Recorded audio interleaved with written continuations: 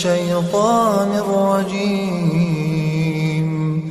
بسم الله الرحمن الرحيم الحمد للہ وکفا والسلام علی عبادہ الذین اصطفیٰ۔ امام ترمذی رحمہ اللہ نے اور امام دارمی رحمہ اللہ نے یہ حدیث نقل کی ہے کہ اللہ کے رسول نے فرمایا کہ خالق الناس بخلق حسن، یہ لوگوں سے اچھے اخلاق کے ساتھ پیش آؤ۔ ویسے تو انسان کو چاہیے کہ سبھی سے اچھا سلوک رکھے، وما ارسلناک الا رحمۃ للعالمین، تو حضور کو اللہ نے سارے عالم کے لیے رحمت بنا کر بھیجا۔ وَلَقَدْ كَانَ لَكُمْ فِي رَسُولِ اللَّهِ أُسْوَةٌ حَسَنَةٌ، اور ہم سب کو محمد رسول اللہ صلی اللہ علیہ وسلم کے اتباع کرنے کا حکم ہے۔ آپ کا اچھا برتاؤ اپنوں، غیروں، انس و جن، حتیٰ کہ جانوروں کے ساتھ حدیثوں میں موجود ہے۔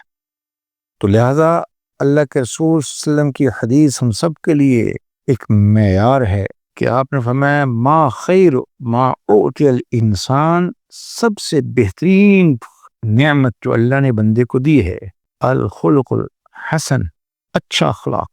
چنانچہ ایک حدیث میں ایسے شخص کو کامل ایمان والا ارشاد فرمایا گیا کہ جس کے اخلاق بہتر۔ سیدہ کائنات سیدہ عائشہ صدیقہ نبی علیہ السلام کی زوجہ محترمہ ہیں۔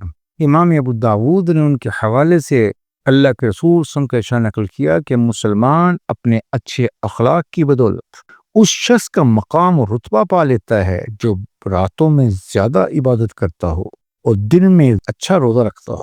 چنانچہ نبی علیہ السلام نے سیدنا معاذ بن جبل رضی اللہ تعالیٰ عنہ کو جب یمن کا حاکم بنا کر بھیجا تو آپ نے سیدنا معاذ سے ارشاد فرمایا تھا کہ معاذ خالق الناس بخلق حسن، کہ لوگوں کے ساتھ اچھے انداز سے پیش آنا۔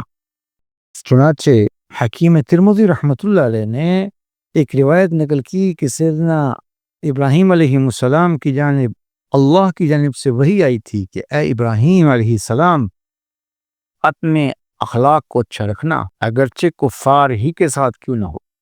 اس کی برکت سے اللہ کے ہاں انسان نیکوکاروں میں شامل ہو جاتا۔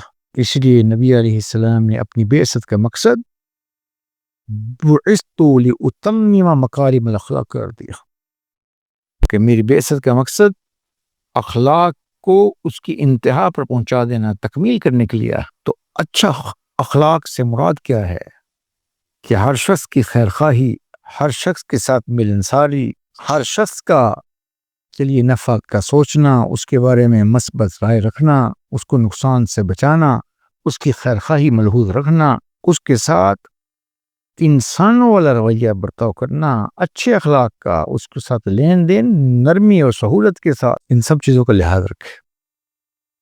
وہ اخلاق کے ذریعے سے، اچھے اخلاق کے ذریعے سے انسان اللہ اور اس کے بندوں کا محبوب بن سکتا ہے۔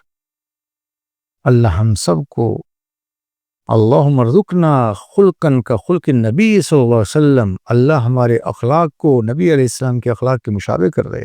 آپ کے عمل کی جتنا عمل جس کا قریب ہوگا اللہ کے ہاں اتنی محبوب ہوگا، کیونکہ آپ علیہ السلام اللہ کے محبوب ہیں۔ تو محبوب کی ادا جو بھی اپنائے گا وہ بھی اللہ کے ہاں محبوب ہوگا، کہ وہ اس اصول عشق یہی ہے۔ اللہ توفیق عمل نصیب فرمائے۔